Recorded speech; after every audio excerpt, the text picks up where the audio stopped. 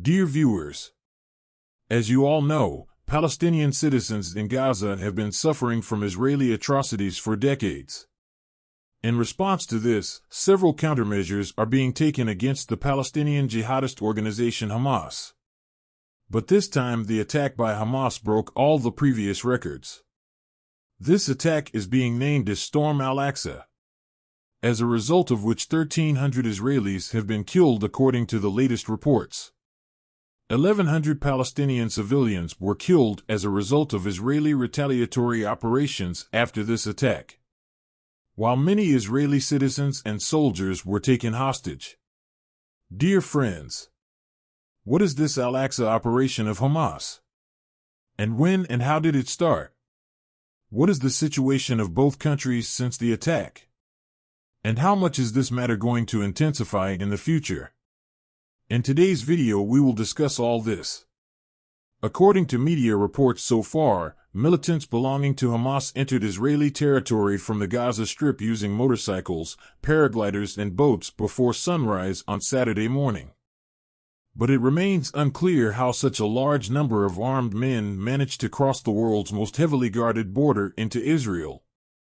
It is also being described by the Israeli media as a failure of the Israeli intelligence agencies. Thousands of rockets were fired at Israeli territories during the attack, in which some also fell in occupied Beit al-Maqdis. Hamas TV says that more than 2,000 rockets were fired in addition to the initial 5,000, which was announced by the chief commander of Hamas at the beginning of this operation. According to Israeli media, after Hamas fighters entered Israel, they also had armed clashes with Israeli soldiers in the southern regions of the country. However, immediately after the attack, the Israeli army started retaliating. According to initial reports, Israeli soldiers are still fighting Hamas attackers in 22 locations. The situation has become so dire and serious that the people of the Israeli rulers are currently in a state of war. This is the largest and most prepping attack carried out by Hamas.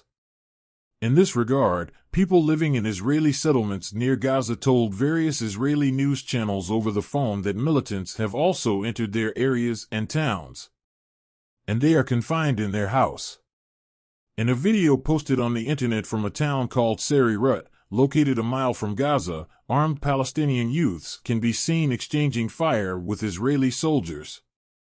According to Israeli media, Palestinian militants have also attacked several Israeli checkpoints. A video shared on social media shows Hamas youths inside an undisclosed base, in which the Markawat tank, which is the backbone of the Israeli army, is being targeted at Israeli vehicles. He said that these people have warned the enemy to end their aggression against Al-Aqsa Mosque. The era of enemy aggression without any response is now over. According to him, Hamas representatives have appealed to Palestinians everywhere within the West Bank to carry out random attacks. At the moment they are calling on Muslims everywhere to attack.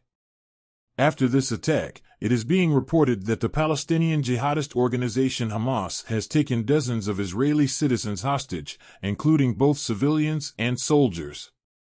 A spokesman for the Israeli Defense Forces confirmed the death of some soldiers and the taking of non-military hostages in the clashes.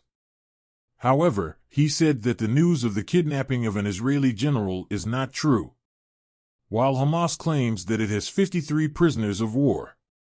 Among them are senior officers of the Israeli army, and many hundred of them are kept in these tunnels, which Israel has been targeting in the past.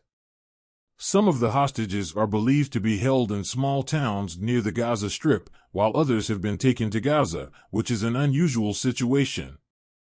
The Israeli army says that special forces are operating in 2 locations to free the hostages. In this regard, various international news agencies in Jerusalem say that Hamas has taken both military and civilian hostages. And it's a scary scenario for many Israelis, for which Israel was not ready at all at that time.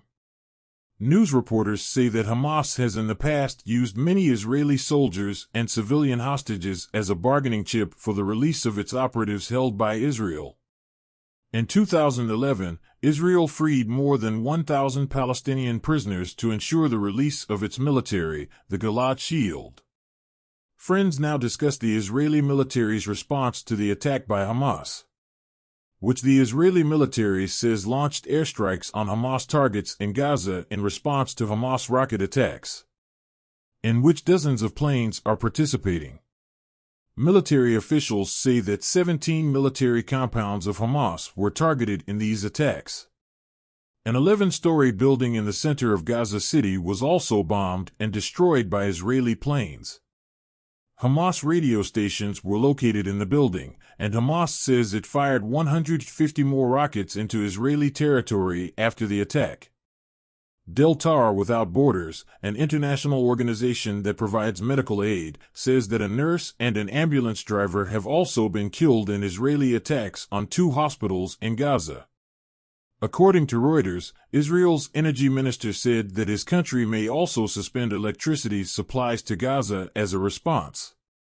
Until now, the Israeli army is engaged in retaliatory operations in this regard. The Israeli army is constantly bombing them. Even while talking to the media, any one of them can be a target of an Israeli rocket. Just think that Israel occupied your land in 1948, killed your family, targeted women and elderly people.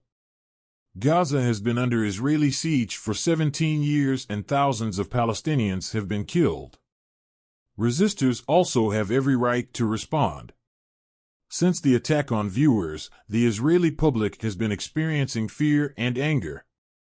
In a statement issued to his people and international media, Israeli Prime Minister Netanyahu has said that the people are currently in a state of war, while Israel's defense minister has said, Hamas has made a grave mistake by launching an attack of this magnitude, and no matter what happens, the state of Israel will win this war. On the other hand, the Palestinian president was presiding over an emergency meeting with the top officials of the Palestinian Authority, in which he said that his people have full right to defend themselves against the terror of settlers and occupying soldiers. He further said that there is a need to provide protection to these people in the current situation. He emphasized the right of the Palestinian people to defend themselves against settler terrorism and occupation forces. Dear viewers, as a result of bilateral attacks and defensive operations, the number of dead and hostages is increasing, and international organizations are moving to control the situation. In this regard, an emergency meeting has been called in the Security Council of the United Nations, in which the new crisis between Israel and Palestine was discussed in detail. At a time when the Israeli authorities want to take the most severe action against Hamas, on the other hand, the Mujahideen of Hamas also say that if a war situation arises, they will not back down either. So it is difficult to say that there can be any kind of peace here in the future. Nothing can be said at the moment. How will it end? Subscribe to the channel to know the details of this series, and don't forget to hit the bell icon so that you will be the first to receive the notification of the new video. Thank you for watching video.